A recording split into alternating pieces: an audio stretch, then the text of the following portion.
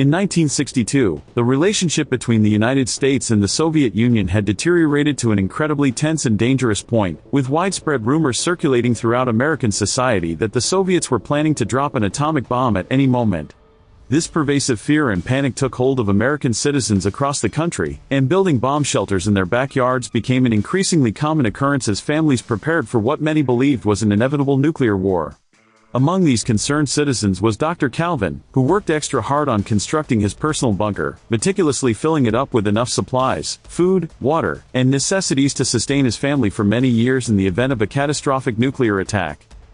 One seemingly ordinary day, Calvin and his pregnant wife Helen decided to throw a party at their house, inviting friends and neighbors to enjoy an evening of socializing and entertainment. Things were going well and everyone was having a pleasant time until they gathered around the television and saw a special broadcast from President Kennedy, who made a grave announcement that the government was planning a secret mission against the Soviet Union. The president provided no specific details about the nature of this mission, its objectives, or its timeline, but this vague announcement was more than enough to send Calvin into a complete panic. Convinced that a nuclear war was about to start immediately, he abruptly kicked out all the guests without explanation and physically dragged his confused and protesting wife into the bunker he had so carefully prepared. Only seconds after they had sealed themselves inside the bunker, a military aircraft flying over the city suddenly detected a catastrophic mechanical failure that the pilot could not correct or compensate for despite his best efforts. With no way to safely land or eject, the aircraft crashed directly into Calvin's house, absolutely destroying the entire structure and leaving nothing but debris and rubble where the home had once stood. Down in the bunker, Calvin heard the tremendous noise of the impact and felt violent shaking throughout the underground structure, which completely confirmed his worst fears and led him to assume that the nuclear war had indeed started and that atomic bombs were falling on American cities. Acting quickly on this assumption, he rushed to seal the bunker door using the sophisticated locking mechanism he had installed.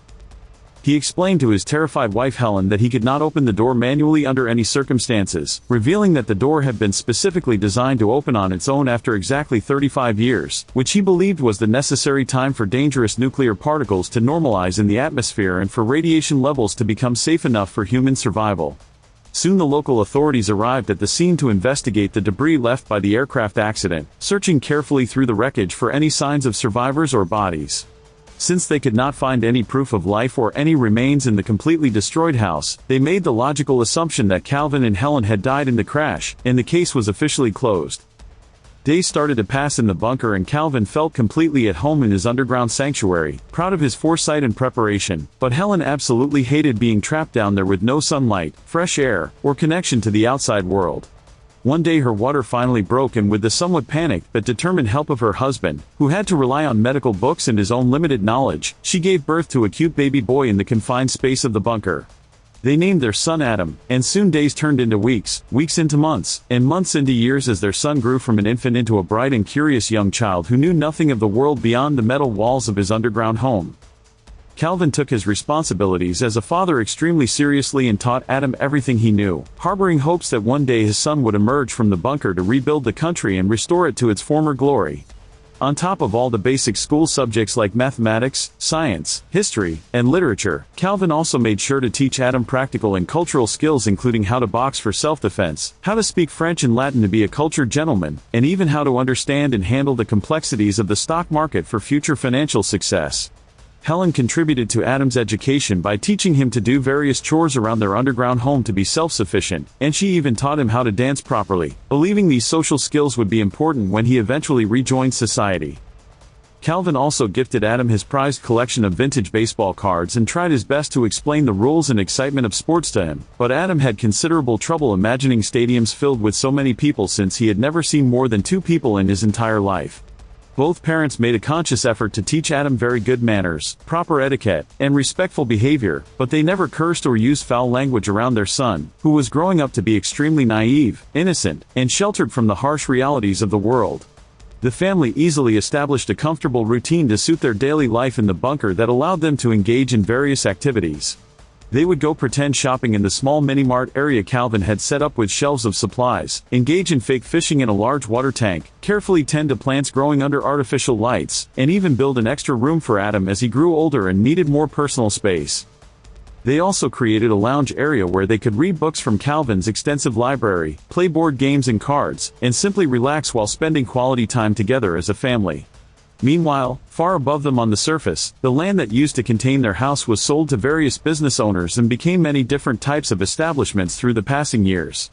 First it operated as a casual diner serving breakfast and lunch to local workers, then it was converted into a pizzeria serving Italian food to families, and later it was transformed into a nightclub where young people gathered to dance and socialize late into the night, with none of these business owners or patrons having any idea that a family lived directly beneath their feet. In 1995, Adam turned 33 years old and received birthday gifts that his parents had painstakingly made themselves from whatever materials they had available in the bunker. When he leaned forward to blow out the candles on his homemade cake, he closed his eyes and wished silently to find the perfect partner one day, someone to love and share his life with.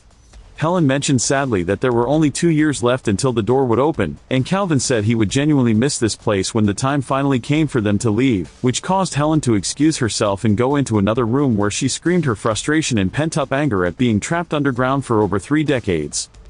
In 1997, the 35 years finally ended and the sophisticated door mechanism activated itself, unlocking with a series of mechanical clicks and hisses. The family was incredibly excited at the prospect of finally getting out and seeing the world, but Calvin cautioned them that he should conduct a quick safety check first to make absolutely sure it was safe for his wife and son. After carefully putting on a protective radiation suit that he had stored for this exact purpose, he took the elevator mechanism up to the surface and emerged in what had become an abandoned building that now served as the home for a group of drunk beggars and homeless people who had taken shelter there. A man named Melker was so utterly shocked by the vision of a glowing figure in a radiation suit emerging from the ground like some kind of supernatural being that he immediately passed out from fear. Calvin then cautiously left the building and stepped outside, only to be completely shocked and horrified by all the dramatic changes that had occurred in the world during their absence. There was graffiti spray-painted everywhere on buildings and walls, people casually handling guns as if they were toys without any concern for safety, adult video stores prominently displaying merchandise that absolutely disgusted his conservative sensibilities, and weird-looking people dressed in styles he couldn't comprehend who spoke in slang and dialects that he couldn't understand when they addressed him. Utterly terrified by what he interpreted as confirmation of his worst fears about post-nuclear society, Calvin rushed back to the bunker as quickly as possible and breathlessly explained to his anxious family that although the air appeared to be breathable and they wouldn't immediately die from radiation, the neighborhood had clearly become a dangerous post-apocalyptic wasteland filled with violent and crazy mutants who had been affected by the radiation. He firmly concluded that they must remain in the bunker for their own safety and protection, and his stubborn words caused Helen to finally snap after 35 years of patient endurance.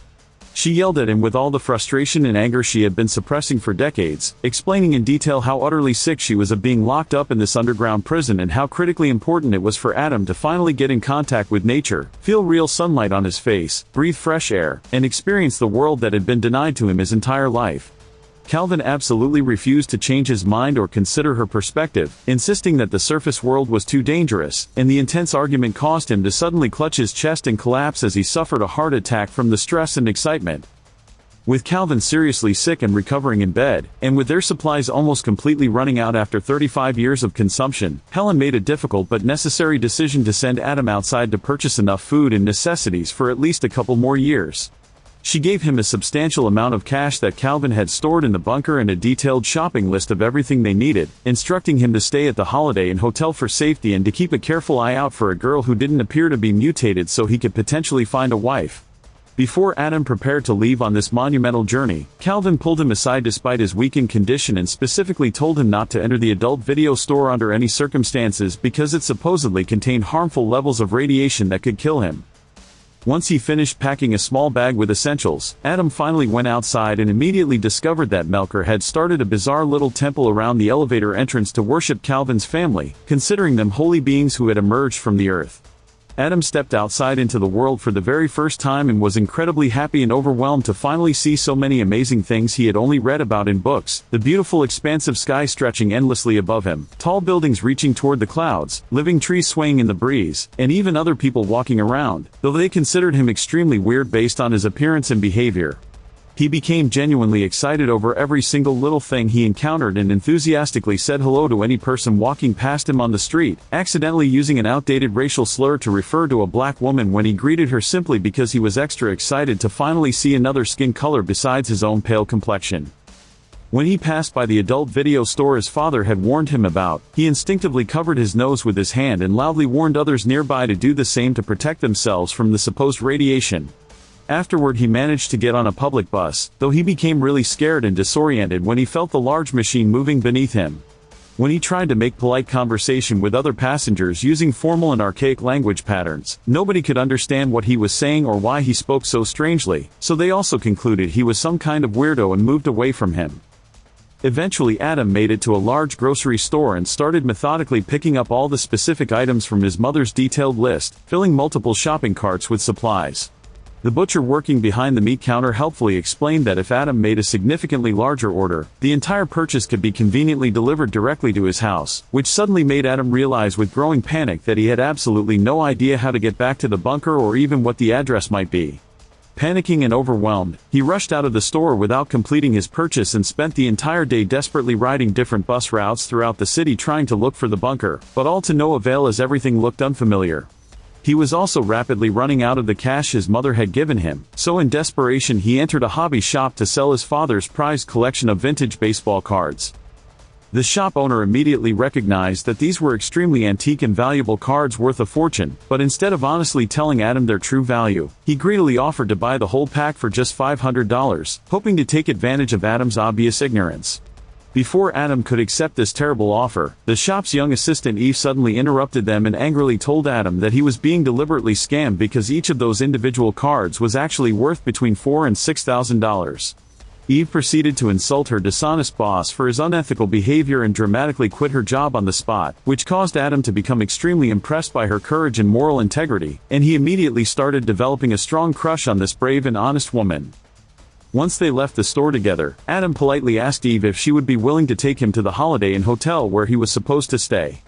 At first Eve firmly refused his request and tried to run away from this strange man, but she quickly changed her mind and agreed when Adam promised to generously pay her with 2 of the valuable baseball cards as compensation for her time and trouble.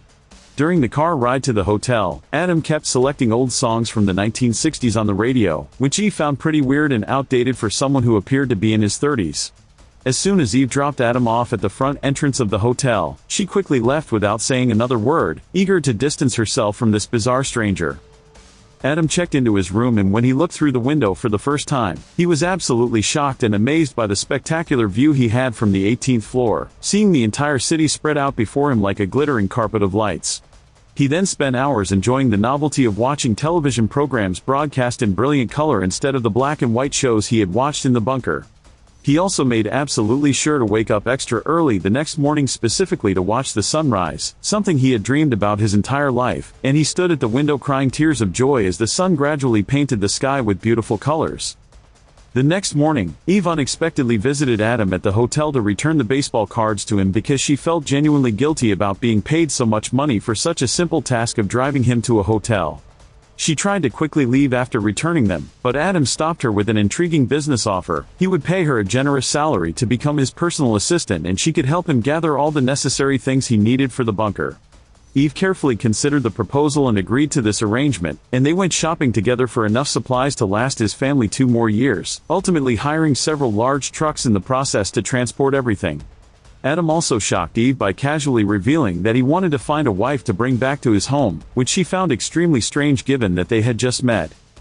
After they finished the extensive shopping trip, Eve took Adam to her apartment and he met her male roommate Troy, who immediately started asking Adam tons of probing questions when he noticed how genuinely surprised and confused Adam seemed to be by all the modern technology and conveniences in the apartment.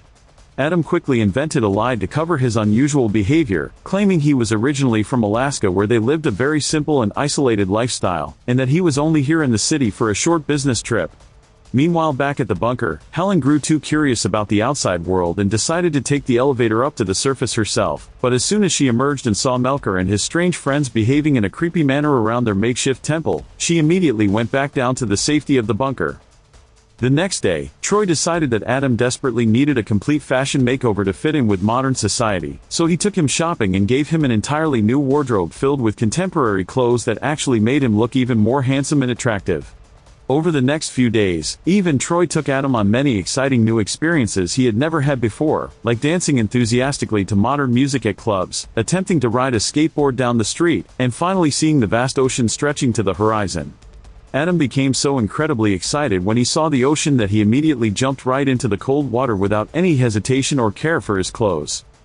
He also got the opportunity to attend a professional baseball game and finally understood completely why his father had always spoken so passionately about the sport.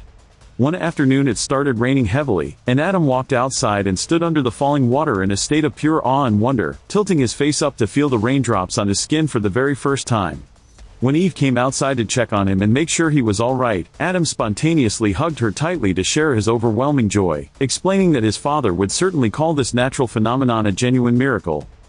In the evening, Eve and Troy took Adam to an old-school swing dance club specifically to help him find a potential wife, and they advised him just to be himself and let his natural personality shine through. Women in the club were immediately attracted to Adam's genuinely sweet personality, his old-fashioned respectful manners, and his undeniably handsome looks. Eve's romantic rival quickly captured his attention and they started getting along very well and dancing together, which made Eve feel unexpectedly and intensely jealous. She abruptly dragged Adam to the side of the dance floor and told him firmly that he needed to find a genuinely sweet and kind woman to share his life with, not a promiscuous woman who would take advantage of him. Afterward, Adam politely asked another girl to dance with him and they completely took over the dance floor, impressing everyone in attendance with his amazing dancing skills that Helen had taught him in the bunker. Eve tried desperately to ignore her growing jealousy and distracted herself by chatting with her ex-boyfriend, who proceeded to make fun of Adam's unusual behavior and deliberately taunted him into a physical fight. However, Adam quickly used the boxing lessons his father had taught him to easily scare the aggressive man away without even breaking a sweat. Irritated and upset by all the interpersonal drama unfolding around her, Eve abruptly left the club and went home alone, feeling confused about her emotions. When Troy arrived home later that night, he casually informed Eve that Adam had left the club with her rival, which caused Eve to suddenly realize that she had fallen in love with Adam and she needed to find him immediately. She rushed to her car, but before she could drive away, she was startled by someone knocking urgently on the window and she jerked the wheel, accidentally falling onto the ground. It was Adam, who had returned looking for her, and he helped her inside the apartment and carefully took care of the scratch on her arm while explaining that he'd had to reject all the other girls at the club because he couldn't stop thinking about Eve the entire time. Adam finally confessed his deep feelings for Eve and they shared their first kiss, beginning a romantic relationship. Now that they were officially together as a couple, Adam decided to finally tell Eve the complete truth about his unusual family situation in his underground home, adding the significant detail that he wanted to marry Eve so she could come live with him permanently in the bunker beneath the city. However, Eve thought he was actually revealing himself to be a dangerously crazy man who had simply been good at hiding his mental illness up until this point, and she immediately kicked him out of her apartment in fear. The next day, Troy took Adam around town while patiently teaching him the basics of how to drive a car, which was yet another completely new experience. Suddenly Adam recognized the adult video store from before and carefully followed the road from that landmark to finally discover the building located directly above his bunker, where Melker had expanded his religious worship and started a whole organized religion centered around the elevator. Extremely excited by finally finding his way home, he rushed back to Eve's apartment to give her the good news, only to find two professional psychiatrists waiting there to evaluate him. At first Adam pretended to cooperate with their questions and examination, but as soon as he saw a clear opening and opportunity, he suddenly ran away as fast as he could. While one doctor chased after him through the streets, the other attempted to call the police for assistance, but Eve physically stopped her and realized with growing guilt that what she had done by calling psychiatrists was completely wrong and a betrayal of Adam's trust. At that moment Adam ran past her on the street and quickly tossed her his hotel key so she could pay his outstanding bill using the valuable baseball cards he had left there. Then he escaped in the large truck he had rented for supplies, accidentally hitting and damaging the pursuing doctor's car in the process of his frantic getaway.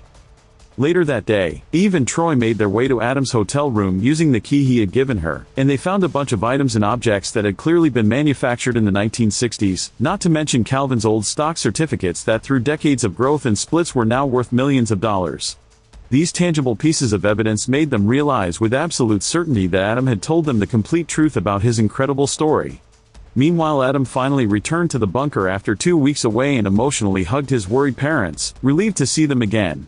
He enthusiastically told them that the outside world was actually lovely and not dangerous at all, and he began bringing in all the supplies he had purchased, which were being loaded and carried by Melker and his devoted friends who were happy to help their prophet.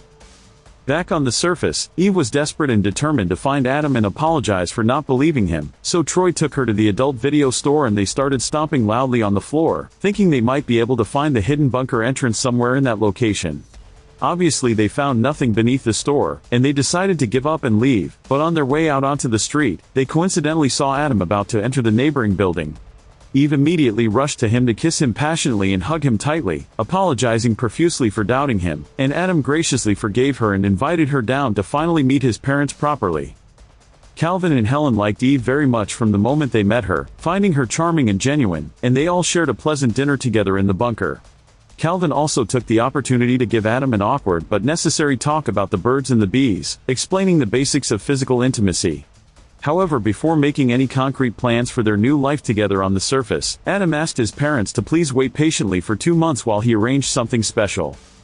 During the following weeks, Adam and Eve worked together to sell Calvin's valuable stock certificates and used the substantial proceeds to build a beautiful new home in the peaceful countryside that looked virtually identical to Adam's previous house that had been destroyed decades earlier. Melker also enthusiastically helped with the construction after finally cleaning himself up and permanently abandoning his drinking habit. Once everything was completely ready and furnished, Adam brought his parents to the house as a surprise, revealing that this way they could gradually get used to the new world little by little in a safe and comfortable environment that felt familiar. Later, while Helen and Eve worked together preparing dinner in the kitchen and bonding, Adam finally gathered the courage to tell Calvin the difficult truth that there had never actually been an atomic war, explaining that the bomb that destroyed their house had actually been a plane that crashed due to mechanical failure, and that the Soviet Union had collapsed peacefully years ago without any nuclear conflict. Calvin stubbornly refused to believe any of this revisionist history and immediately started making elaborate plans to build yet another bunker just in case the threat returned, unable to let go of the fears that had defined his life for 35 years.